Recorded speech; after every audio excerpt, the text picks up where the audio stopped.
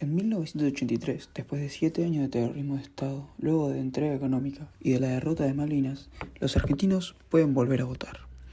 Reinaldo Vignone fue el cuarto y último presidente de facto de su país entre 1982 y 1983. Durante el autodenominado proceso de regionalización nacional, fue el último dictador de la historia de la Argentina y estuvo a cargo de la transición hacia la democracia tras la derrota de Argentina en la Guerra de las Malvinas. Fue condenado a seis causas por delitos de lesa humanidad cometidos durante la dictadura militar.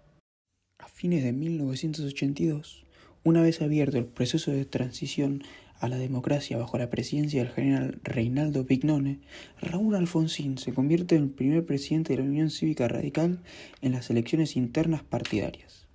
Poco después, fue nominado candidato a presidente de la Nación, ante el amplio apoyo que estaba recibiendo Alfonsín en todo el país. Como candidato a vicepresidente fue nominado Víctor Martínez, uno de los referentes de la Unión Cívica Radical de Córdoba. Alfonsín era uno de los principales candidatos presidenciales. El otro era el peronista Ítalo Luder, por el Partido Justicialista. Existía entonces un generalizado sentimiento de que el peronismo sería un claro ganador incluso entre los propios dirigentes radicales. Las elecciones se realizaron el 30 de octubre de 1983 y Alfonsín triunfó obteniendo el 51,7% de los votos frente al 40,1% del peronismo. La Junta Militar, presidida de ese momento por Reinaldo Vignone, pretendía entregar el mandato 6 meses después, pero luego de algunos altercados, Alfonsín asumió el cargo el 10 de diciembre, fecha que tuvo lugar una gran concentración popular en Plaza de Mayo. Los comicios se realizaron bajo el texto constitucional de 1957, impuesto durante la dictadura militar autodenominada Revolución Liberadora, que establecía el sufragio indirecto y un mandato presidencial de 6 años sin posibilidad de reelección inmediata. La elección se polarizó entre los dos partidos políticos tradicionales de la democracia argentina, la Unión Cívica Radical, UCR, y el Partido Justicialista, PJ, los que sumados obtuvieron casi el 92% de los votos, mientras que la tercera fuerza solo obtuvo el 2%. Fue la primera derrota del Partido Justicialista. Sancionada el 30 de septiembre de 1985, la Ley Orgánica de los Partidos Políticos es la norma que garantiza a los electores el derecho de asociación política para agruparse en partidos políticos democráticos. En su artículo 2, la ley señala que los partidos son instrumentos necesarios para la formulación y realización de la política nacional. En este sentido, la norma establece las condiciones sustanciales para la existencia de los partidos, los requisitos para el reconocimiento de la personalidad jurídica y política, y la regulación acerca de cómo pueden ser nombrados los partidos y dónde deben establecer su domicilio.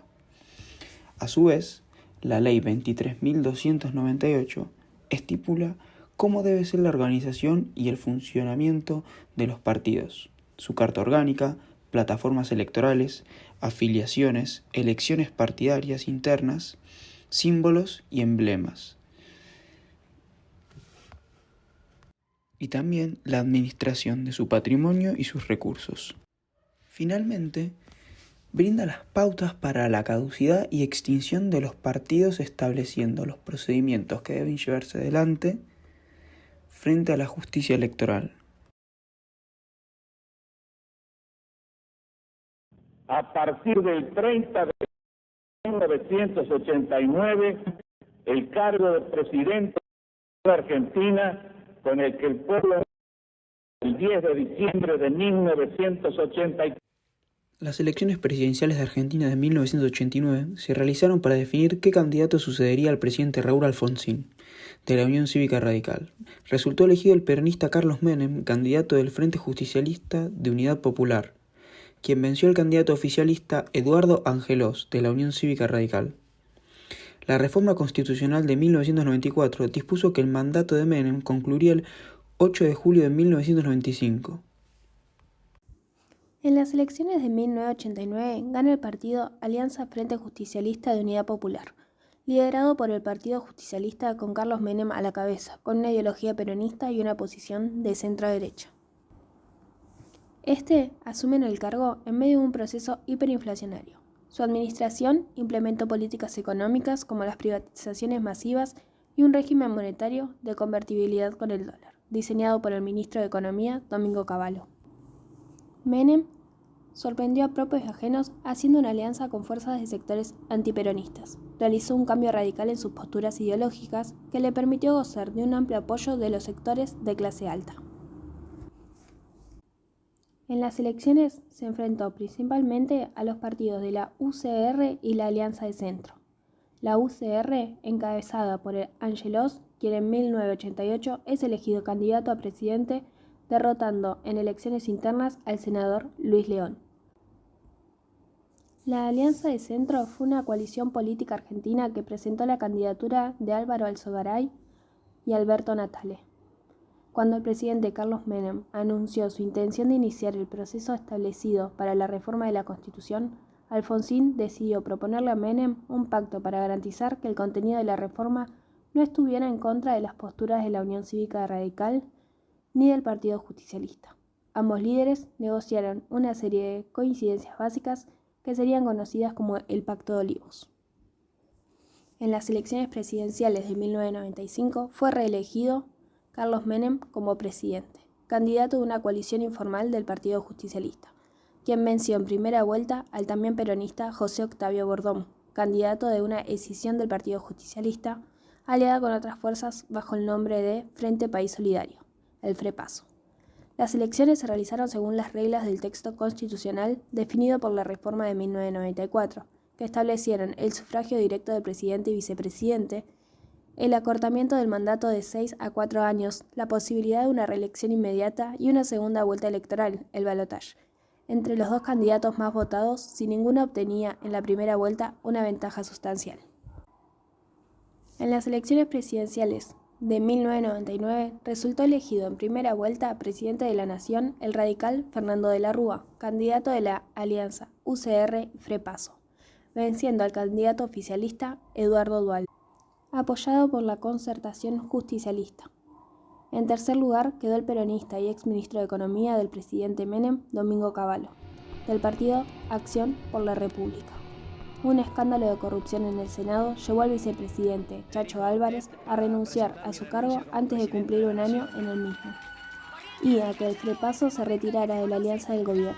De la Rúa no completó su mandato de 4 años y renunció el 20 de diciembre del 2001, afectado por una crisis económico-social generalizada, considerada la más grande de la historia nacional y un levantamiento popular.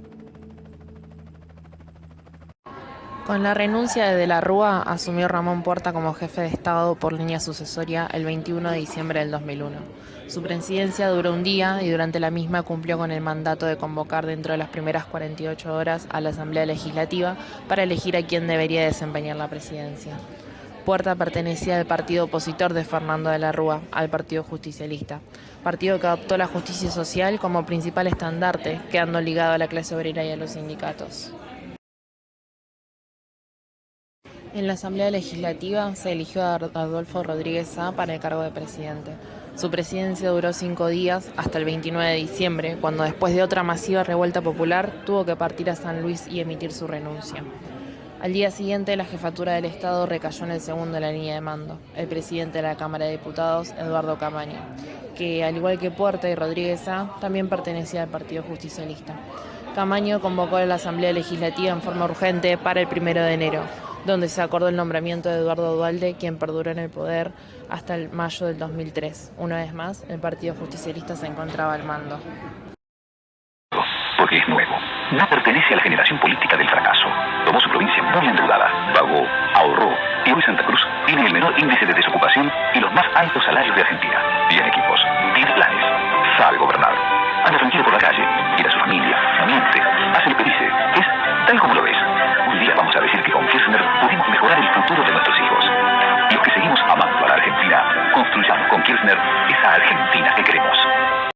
En las elecciones del 27 de abril del 2003 asumió Néstor Kirchner como presidente, con la fórmula Kirchner-Scioli del Frente para la Victoria.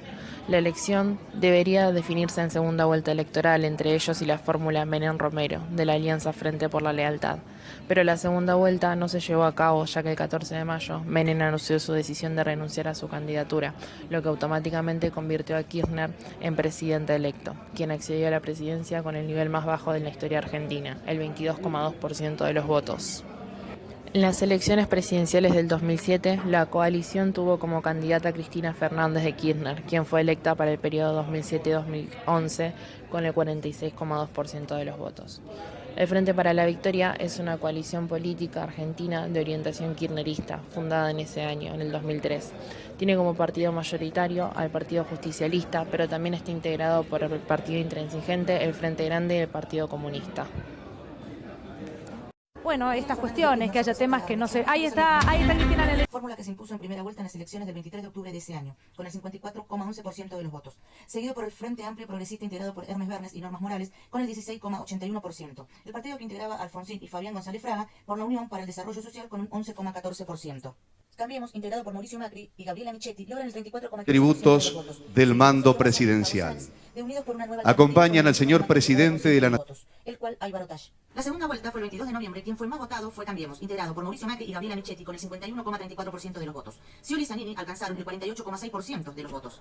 Los principales logros en el gobierno de Mauricio Macri: las obras de infraestructura, la inserción de Argentina en el mundo, la lucha contra el narcotráfico, ser el primer gobierno no peronista, el finalizar la totalidad de su mandato, el fortalecimiento de las instituciones democráticas.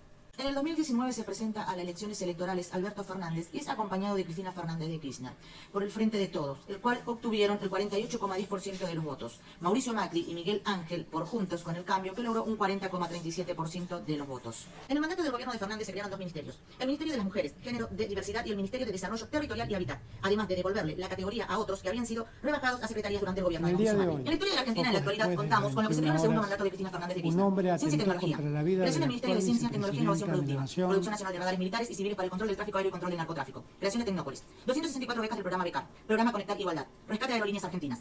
Política económica, política expansionista, aumento de la inversión bruta interna. La política cambiaría, que consiste en mantener un dólar estadounidense alto. Inflación. Política distributiva, asignación universal por hijo, reducción de la pobreza, televisación del deporte, reestatización del sistema provisional, planes de vivienda. Política energética, el proceso de exportación de Repsol y YPF. Política de derechos humanos, el nuevo Código Civil y Comercial de la Nación. Altos funcionarios pertenecientes al último golpe de Estado fueron juzgados y condenados por los crímenes contra la humanidad cometidos durante la dictadura militar de los años 1976 al 1982. Política de derechos individuales, el matrimonio igualitario, la ley de identidad de género, ley de reproducción médicamente asistida. Política de educación. En el 2012, el gasto en educación superó el 6,8% del Producto Bruto Interno. Este crecimiento en los aportes del Estado a la educación permitió aumentar los aportes a las universidades nacionales, la creación de nuevas universidades y la formación de nuevos institutos de investigación.